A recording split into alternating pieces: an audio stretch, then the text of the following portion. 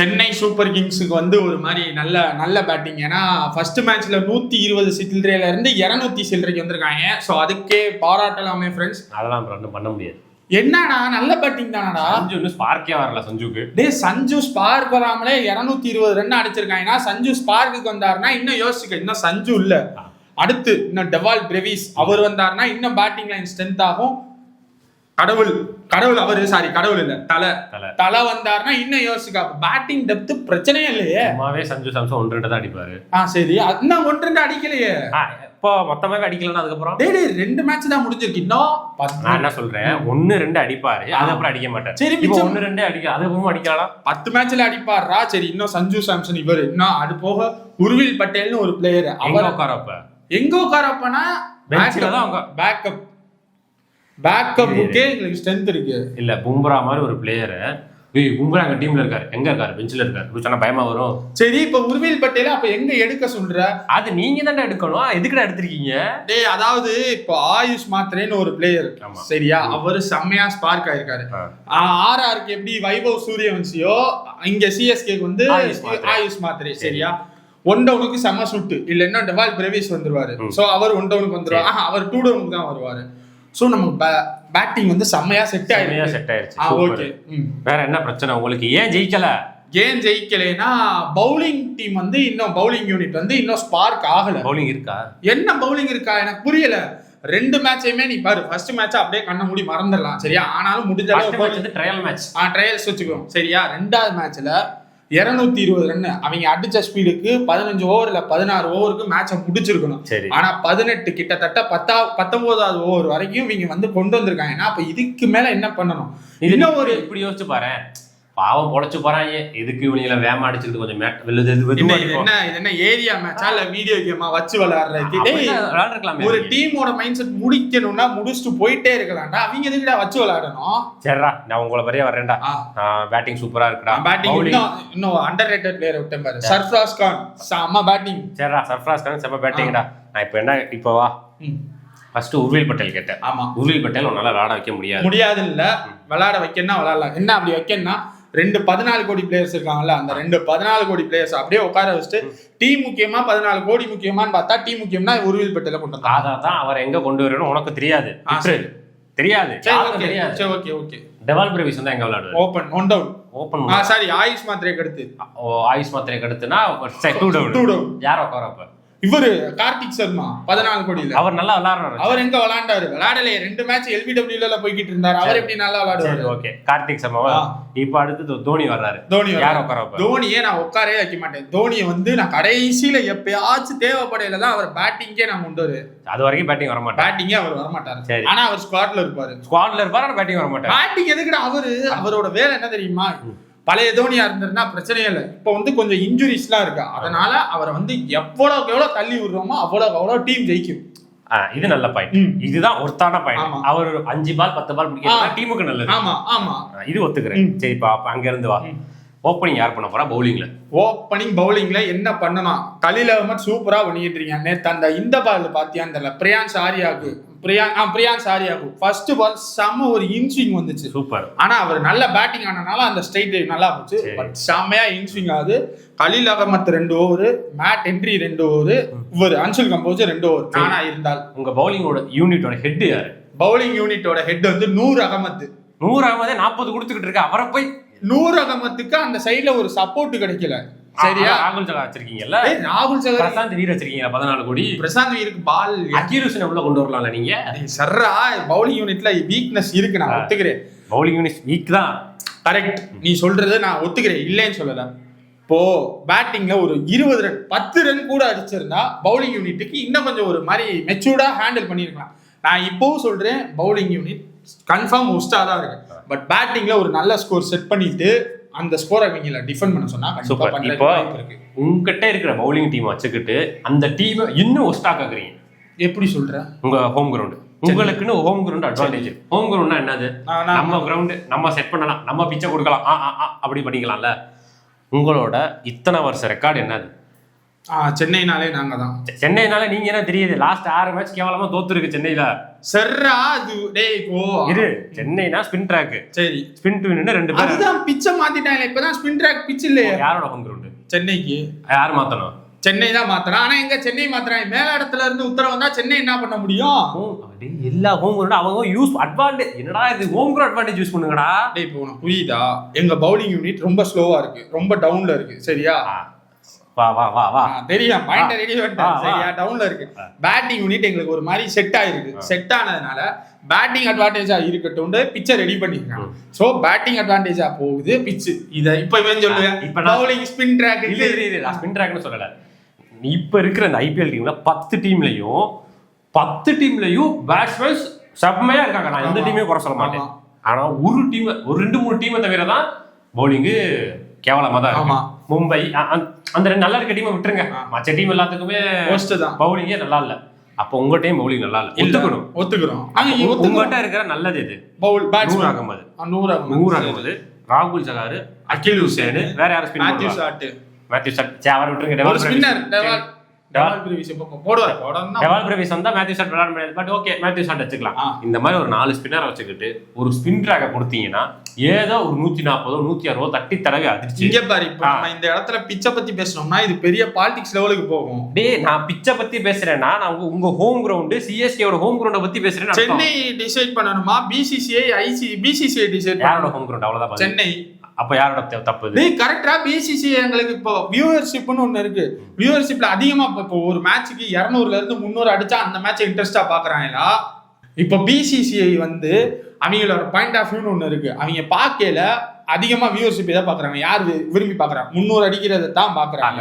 அந்த இடத்துல நீ ஆல்வேஸ் டிஃபெண்டர் லோ டோட்டல் பாயிண்ட கொண்டு வரலாம். ஆனா போர் அடிக்குது. ஒண்ணும் வேண்டாம். எல்எஸ்சி மேட்ச் இப்ப ரீசெண்டா நடந்துச்சுல, அந்த மேட்ச்ல எனக்கு இன்ட்ரெஸ்ட் வரல. எனக்கு ஓகே, உங்க பாயிண்ட்ல எனக்கு பிடிக்குது விட்டுருங்க. என்னோட பாயிண்ட் என்னன்னா, சிஎஸ்கே ஓகே முன்ன மாதிரி டீம் இல்ல வரும் டிரான்சிஷன் பீரியட் மாறலாம். அது கண்டிப்பா மாறலாம். அடுத்த மேட்ச் கூட ஜெயிக்கலாம், அடுத்த மேட்ச் கூட ஜெயிச்சே மாறலாம். இப்ப நான் என்ன கேக்குறேன்னா, எல்லாருமே தாரோட தான் வச்சிருக்காங்க. உங்க டீம் சூப்பரா இருக்கு பேட்டிங்ல. அப்போ அந்த தாரோட்ல போய் பேட்டிங் வச்சு அடிங்க. உங்களால என்ன பவுலிங் போட்டு தடுக்க முடியுமோ தடுங்க. ஆனா ஹோம் கிரவுண்டுக்குன்னு வர்றீங்கன்னா உங்க அட்வான்டேஜ் யூஸ் பண்ணி தொலைங்கன்னு தான் சொல்றேன். அவ்வளவு கொடுக்க மாட்டேன். நான் என்ன விளையாட மாட்டோம் நான் சொல்றேன், கொடுக்க மாட்டேன். உண்மையிலே பழைய சிஎஸ்கே பிட்ச் நேத்து மட்டும் இருந்திருந்தா சிஎஸ்கே வின்னு. அந்த சிஎஸ்கே பஞ்சாப் மேட்ச்ல பழைய பிட்ச் இருந்ததுனால கன்ஃபார்ம் வின்னு தான். ஏன்னா 4 ஸ்பின்னர் இருக்காங்க. இம்பாக்ட் பிளேயர் நம்ம இவரை கொண்டு வந்திருப்பான். அகில் 2 ஃபாரின் ஸ்லாட்ல தான். எனக்கு புரியல, 2 ஃபாரினர் வச்சு ஒரு நல்ல டீம் கிரியேட் பண்ண முடியுது. அதுதான் சொல்றேன். என்ன அகில் ஹுசேன் வந்திருந்தாங்கன்னா 3வது ஃபாரின் ஸ்லாட், 3 ஸ்பின்னர், 4 ஸ்பின்னர் கிட்டத்தட்ட ஆயிருச்சு. இதை வச்சு சூப்பரா போயிருக்கலாம். பட் நாங்க பண்ணல. வர்றோம் கொஞ்சம் என்ன ஏப்பா அப்படியே ஊரோட ஒத்துக்கிட்டே போக. அடுத்த கப்படி ஊரை விட்டு விலகி இருந்தா தள்ளி வச்சிருவாங்கல்ல.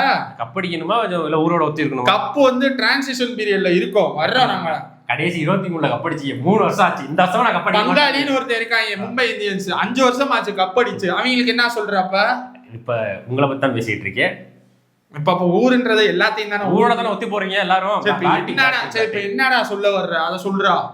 செம்மையா டீமா இருக்கீங்க. சரி, பேட்டிங்ல சூப்பர். ஆமாடா. இப்ப நீ சொன்னதான் இவ்வளவு நேரம் நம்ம பேசுனதுதான். ஆமாடா. பேட்டிங்ல எவ்வளவு முடியுமோ அடிங்க. ஆமா. பவுலிங்ல எவ்வளவு தடுக்க முடியுமோ தடுங்க. சரி, இந்த இடத்துல நீ ஒரு கேப்டனா இருக்க. இன்னொன்னு கேப்டன்ஷிப்ல ஸ்பார்க்னு ஒண்ணு இருக்கு. என்கிட்ட இல்ல. அது உங்ககிட்ட இல்ல. கடைசி 14 மேட்ச்ல 11 லாஸ்.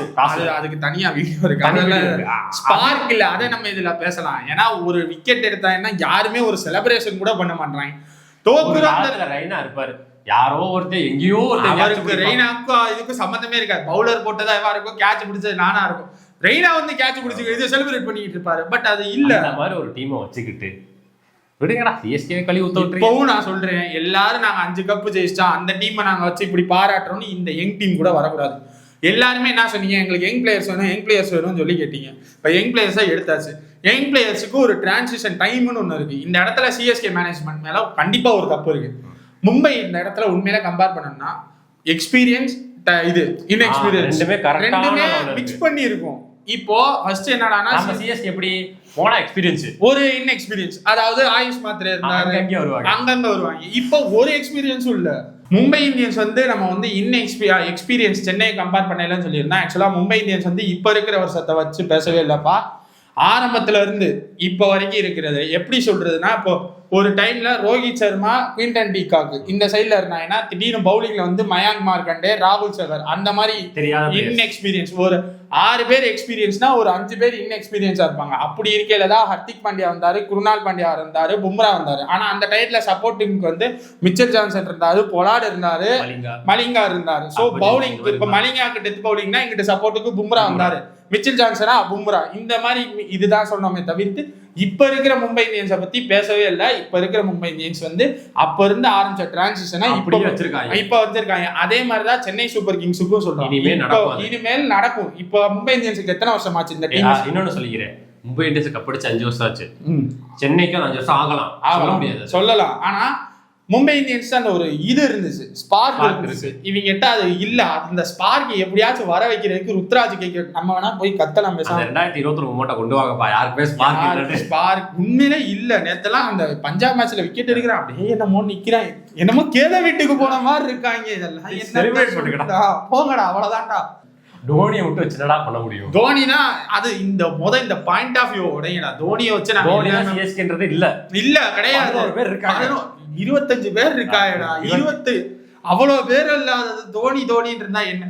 உண்மையிலே மேனேஜ்மெண்ட்டும் இந்த இடத்துல பெரிய தப்பு பண்ணியிருந்தாங்க. ஏன்னா இப்ப நான் சஞ்சு சாம்சனை சொன்னேன், ஓகே அவர் அடிக்கல, பட் அவர் தான் man of the match, man of the tournament. ஆமா, அவருக்கும் டைம் வேணும் தான். ஆமா, அதே மாதிரி ருத்துக்கும் டைம் கொடுங்க. இன்னொன்னு இன்எக்ஸ்பீரியன்ஸ் பிளேயர் மேல அவ்வளவு பிரைஸ் டாக் போயிருக்க கூடாது. ஈசான் மலிங்கான ஒரு பவுலர் 50 லட்சம் தான், இத்தனைக்கும் நல்லா போடுறாரு, சூப்பரா போட்டாரு. அதாவது இப்ப இவங்களுக்கு எடுத்திருக்காங்க ஜடேஜாக்கு ரீப்ளேஸ்மெண்ட்னு யாருக்கு இவரை எடுத்தார்ல, அது யார்? அந்த அவர் பேர் என்னடா, கார்த்திக் சர்மாவா? இன்னொருத்தர் யாரா?